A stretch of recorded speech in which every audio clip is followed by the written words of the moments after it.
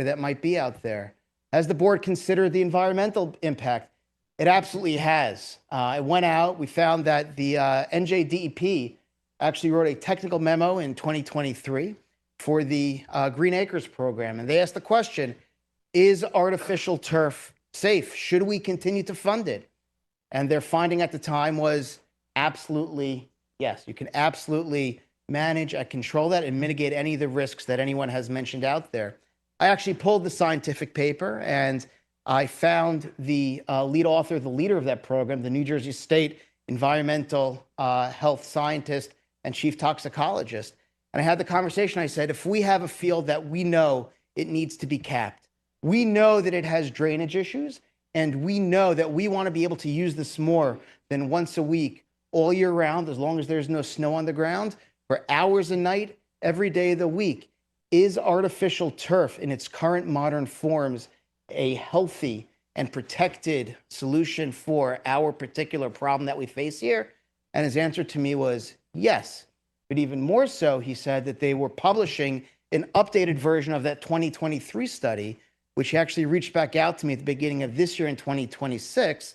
And they reiterated their findings and said that, yeah, modern fields are safe for that.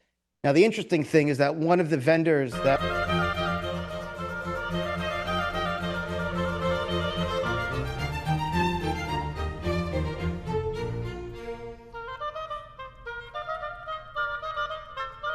Hawthorne, and I know the pain of grass fields. However, you have an environmental commission in Teaneck, and it is our responsibility to consider the health, the environmental, potential environmental hazards that might impact the health of our residents. The Environmental Commission in December agreed, we had a vote, and we agreed that we would present an ordinance to the Teaneck Council and to the Field Advisory Board and PP, the Parks and Recreation Advisory Board, that we wanted to prohibit further use of artificial turf on Teaneck athletic fields. We presented this to the PPRAB on January 7th and to the Field Advisory Board during an online meeting on February 19th.